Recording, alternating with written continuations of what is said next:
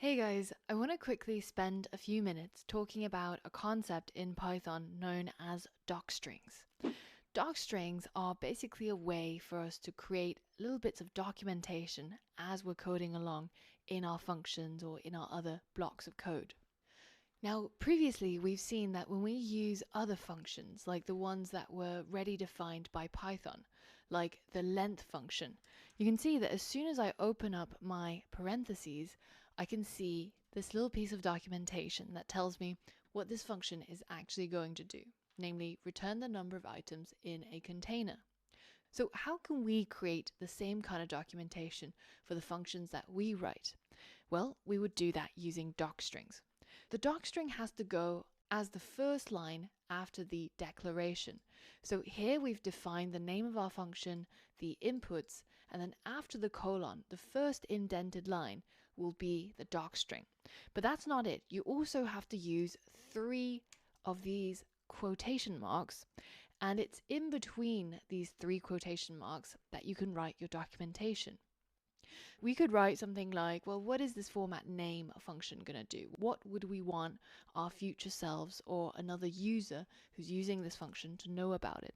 Well, it's going to take a first and last name and format it. Notice how with docstrings, you can actually write strings that are multi-line. Normally, if I was to create a normal string, let's say, I don't know, A equals a string. If I hit the enter key, I'm going to get a warning because it's going to interpret this as the end of this line. And it won't see this closing quotation mark as being a part of this string. But when we use a docstring, we can write as many lines as we want, and it will be interpreted all as the same thing altogether, as if it was fitted onto the same line like this. Now that we've added our docstring, it's time to see what it looks like. Now, if I call this function format name and I open up the parentheses, you can see that the text that we wrote here now gets populated in the documentation. It takes the first and last name and formats it to return the title case version of the name. So this is a way for you to be able to start documenting your functions and giving each function a little bit of an explainer. Now, you can also use this as a multi-line comment. So notice how when we write a comment and we go to the next line, it becomes code again. Now, you can, in fact, use something like this, where you just comment as many lines as you like, and this will be interpreted as a comment as long as it's not assigned to anything. So for example, if I create a variable, then this is now a piece of code. Because it's a little bit confusing, the official Python guidance is actually to avoid multi-line comments like this. What is actually much easier is to just write your multi-line comment and then to highlight all of it, and then to hit Command and / or Control / on Windows. That's a much better way of differentiating the comment from actual pieces of code. Have a go at adding docstrings to the other functions that you've created and see it show up when you call your functions. So we're now ready to tackle our final project of the day, and that's building up a calculator program. If you head over to calculator-final.appary.repl.run, you'll see how the final project works. We get to enter a number and then pick an operation and then pick the next number, and it will calculate the result. Now, at this point, we can either continue to calculate with the result from the previous step, so let's multiply it by 2. Alternatively, I can type n, and that clears the screen and lets me start out a new calculation. Like so. Now, because a lot of the concepts that are covered in this project are actually quite difficult, I want to go through this project together. And while we're building it up, there's also a lot of small challenges along the way that I want you to tackle. Once you're ready, head over to the calculator starting file and fork your own copy to get started. this calculator is going to have some different functions that it can do. So for example, we'll start out with a add function, which takes two inputs, n1 and n2, and then it simply just returns n1 plus n2. This is pretty simple. This is all that there is to the functionality of adding. Takes one number and adds it to the other one. And I want you to go ahead to create the functions in this same format for these other mathematical operations. So subtract, multiply, and divide. Pause the video and complete this challenge. Alright, so subtract is as simple as add, so we'll just call it subtract. We pass in again two numbers, n1 and n2, and we'll return the outcome as n1 minus n2. And for time's sake, I'm just going to copy and paste these for the last two, and I'm going to rename them multiply and divide, and then when numbers are multiplied, we use the asterisk sign, and when numbers are divided, we use the /. So now we have four functions: add, subtract, multiply, and divide. And what we want to do is we want to somehow store these functions inside a dictionary. Here's another challenge for you. Can you create a dictionary where the keys are each of these symbols that we've used to add or subtract or multiply, and the values are just the names of the functions? So pause the video and try that now. All right, let's go ahead and create this dictionary. Now we start out, of course, with a set of curly braces, and as I mentioned, each of the keys are going to be the symbols for the operations, and the values are going to be the names of the functions. So we've got plus, and then we've got subtract, multiply, and divide. So now we have this dictionary. Let's go ahead and save it inside a variable called operations. Now this dictionary is going to act as the means in which we're going to call these functions. At some point down here, we want to be able to tap into the operations and then pass in the key that we want. So for example, multiply, and then store this as the function that we want. That means we can then call this function and then pass in one number and a second number, and this function is currently going to act as the multiply function. Now if we change this to plus, then this function is now going to act as the add function. So now the next thing we're going to do is we're going to create a variable called num1, where we ask the user for an input to say, what's the first number?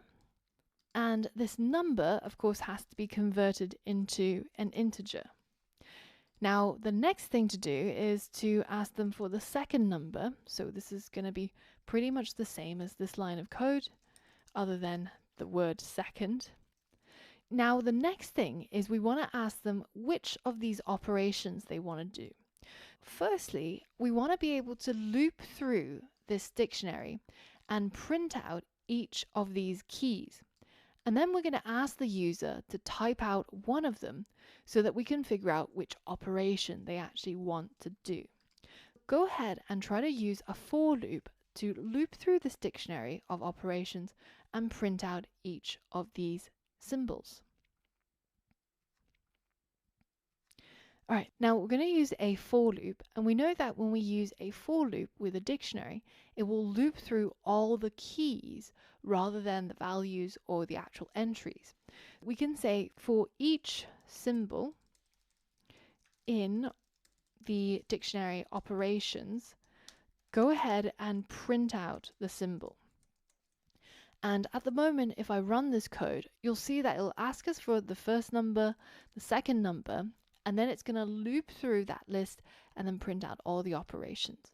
So now we're ready to go ahead and ask them for an operation symbol.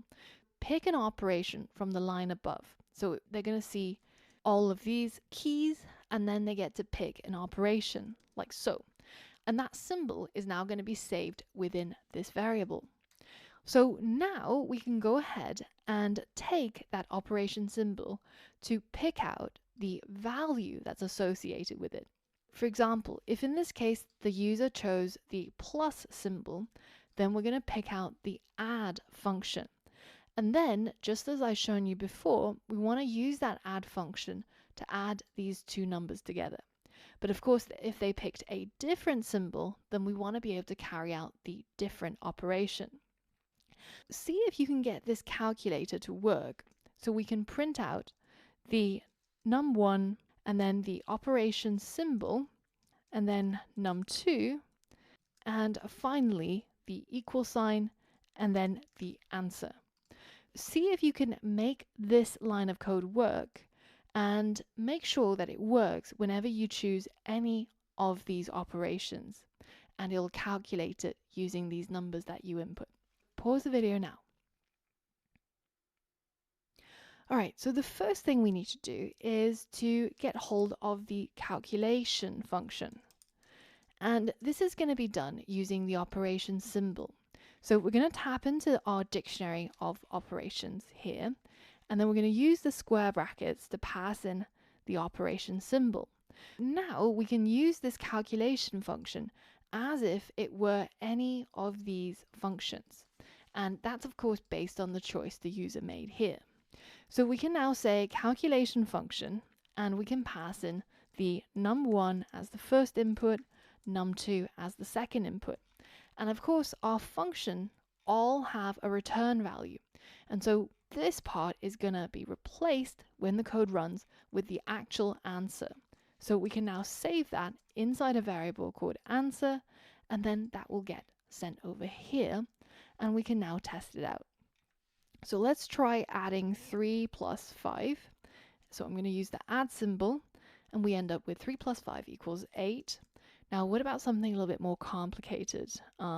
45, 78, and we'll choose multiply. Now, I think in reality, it actually makes more sense to put num2 after the user's entered the operation symbol, so that you actually end up with a better user experience like this. You can pick the first number, pick the operation, and then pick the second number. We've managed to get our calculator to work, but in this lesson, I want to talk about something else. I want to talk about the difference between printing something to the console over here versus returning something as an output from a function.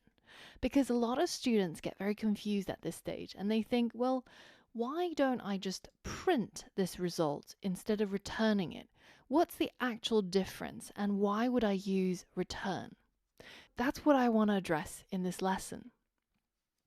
At the moment, we've got these 4 functions, and when we call it, we pass over some inputs, and then once we get hold of the output, we go ahead and print it out into the console. Now, in the current state of the calculator, it's hard to see the difference between the print and the return. But here's a question. What if we wanted to take the output that comes from calling this function, and instead of just storing it inside a variable and then printing it out, what if we wanted to pass it as an input to another function? Let's say that at this point we decided, you know what, we're going to ask them to pick another operation. And then let's ask them to pick another number. And finally, let's go ahead and get the calculation function again based on this new operation symbol that they picked. And then we're going to calculate the new answer. But this time, instead of passing over the calculation function, we're going to pass over the answer that we got back from this step. So num1 is now the previous answer, and the second number that's going to be the input is going to be num3.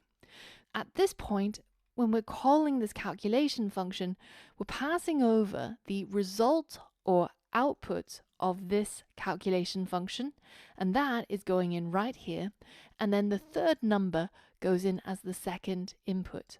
What basically has happened here is I've taken the output from this function. So in fact, I could replace this answer with this output, And I've taken that as the first input into the calculation function, and then num3 as the second input, and then I'm using all of this in order to get the answer. Let's call this first answer, and let's call this second answer, just to differentiate the two answers. And now I'm going to write a slightly different print statement. In this case, the calculation is done using the first answer, and then the operation symbol, and then the num3 that was inserted at this point in order to obtain the second answer. So now if we give this a run, let's do just 3 plus 2. Now this first step of the calculation, we get 5 as the result. So now if I want to pick another operation, let's say I want to multiply 5 by 3, then I'm going to take this 5, which is the previous answer, I'm going to say multiply, and then I'm going to provide the next number, which we'll call 3, and now it takes the previous answer from the last step and puts that in as the first number in the calculation, multiplies it by 3 in order to get the final answer. In this case, what I'm able to do, because I have an output from my calculation functions up here, because each of these all return their answer, I'm able to take the result from that calculation and plug it right back into another calculation function using the result of that function call as the input to another function call. And I'm only able to do this because I'm using the return statement and because I have outputs from my functions. This would not be possible if I was using a print statement. In the next lesson, we're going to reorganize our code and introduce a while loop so that we can continue making as many calculations as we want to.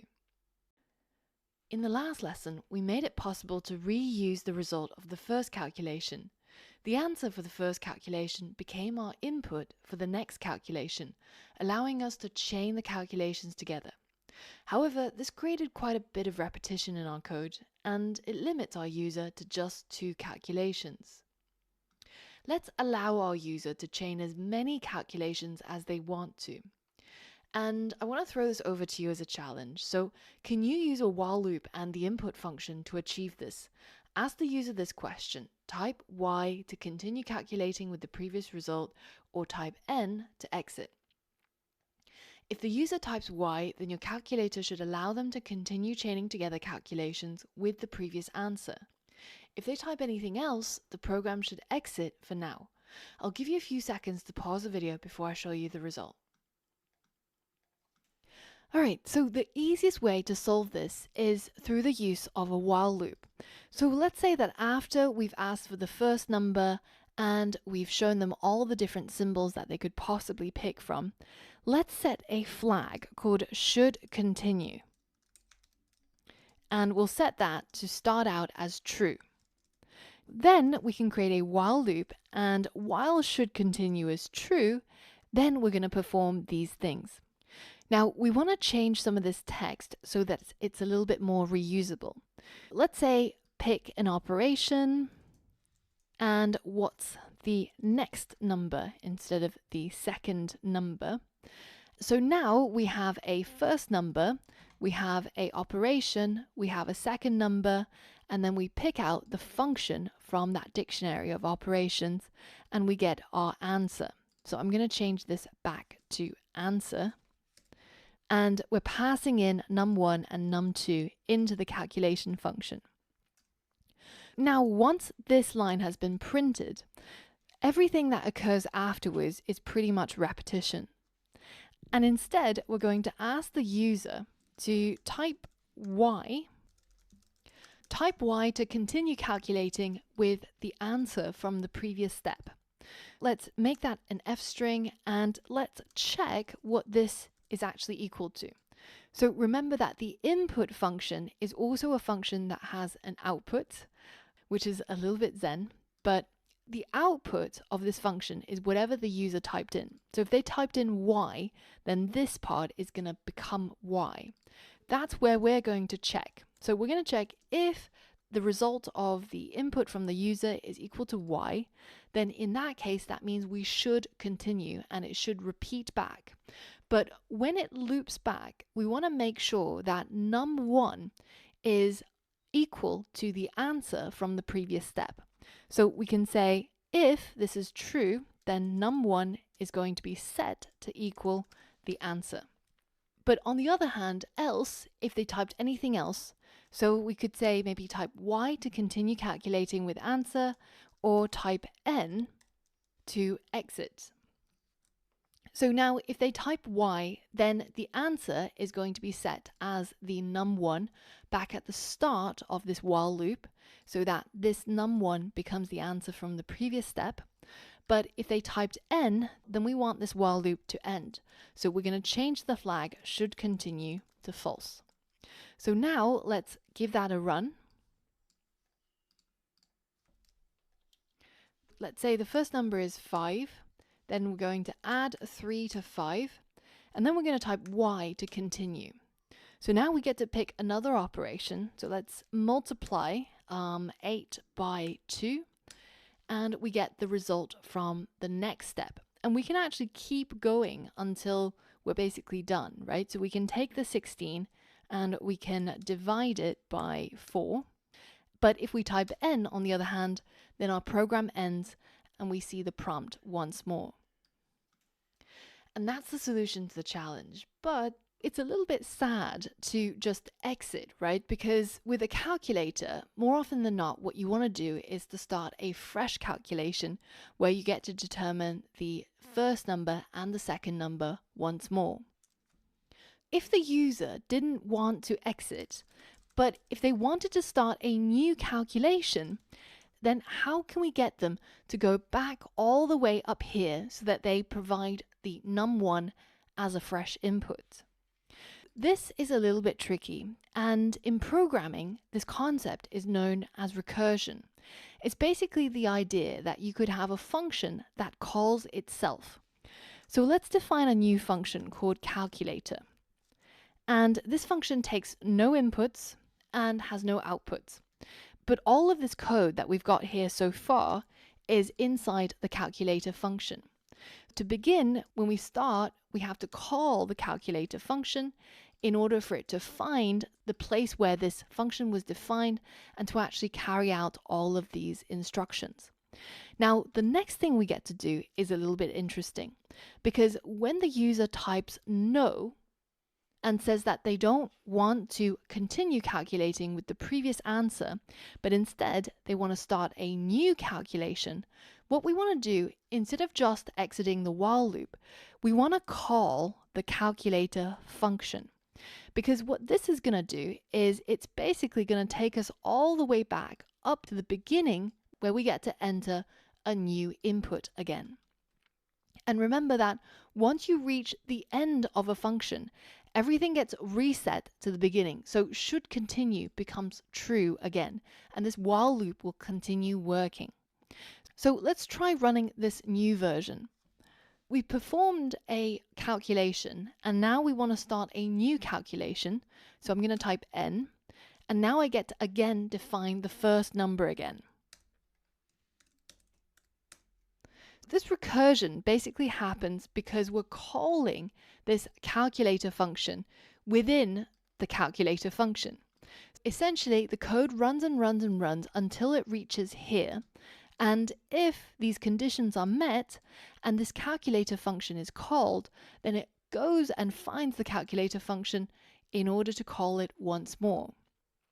But now you have to be quite careful with while loops and with these recursive functions, because let's say that instead of having all of this code and some checking code to determine when I should call calculator, if I actually just called calculator within calculator, then this is going to be an infinite loop. It's just going to keep going back and forth.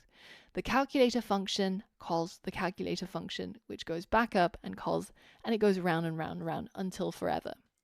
Again, be careful and make sure that there is some sort of condition that needs to be met in order for this function to call itself.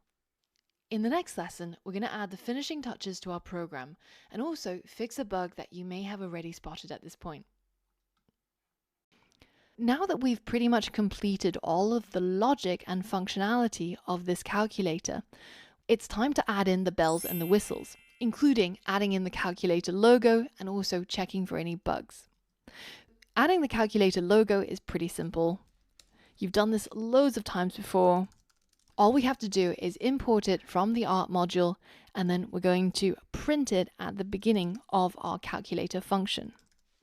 So this way, when we get to the end and the user wants to start a fresh calculation, we'll also show them a logo again. Now, the next thing to notice, this is a bit of a bug that you might have seen or not, but what happens if we try to enter a number with a decimal point? Let's say we want to calculate 4.5 multiplied by 2. Our program has already crashed as soon as I've entered 4.5 and hit enter. As a challenge, can you diagnose what went wrong and fix this bug? I'll give you a few seconds to pause the video before I give you the solution. Alright, here's the solution. The bug goes back to our lesson on data types. Notice how it's giving us an error and it's pointing to this line number 26.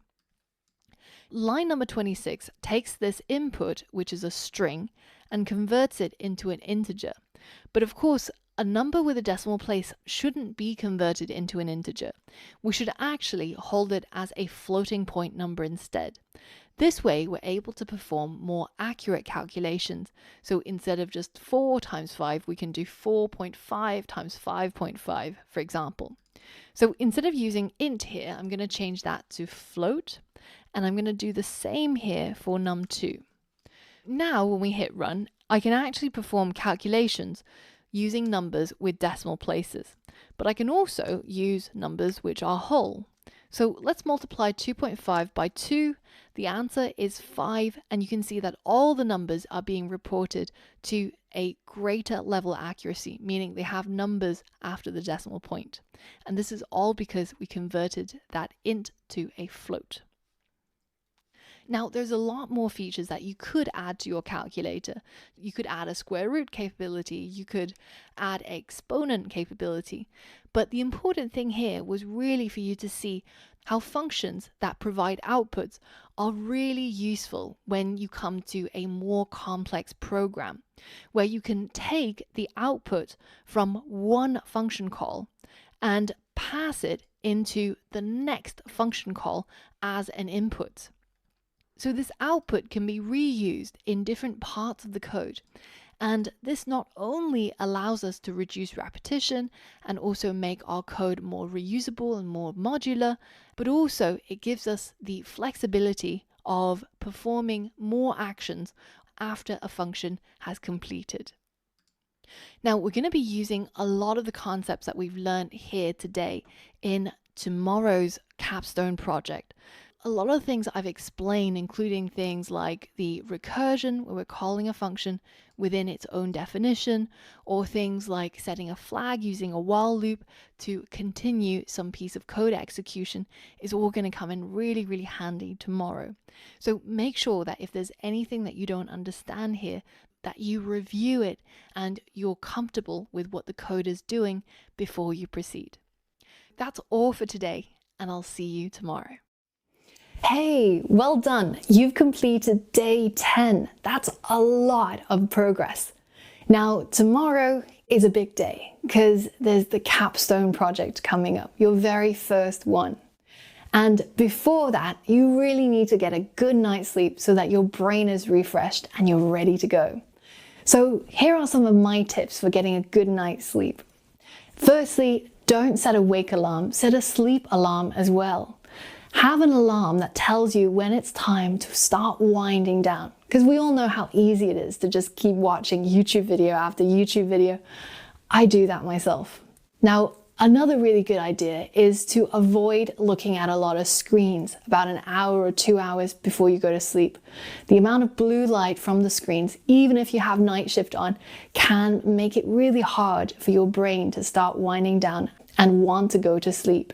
So one of the things I do is I actually have this I don't even know what this is normally used for, but it provides a filter that gets rid of all blue light, and I sort of just walk around like this at night.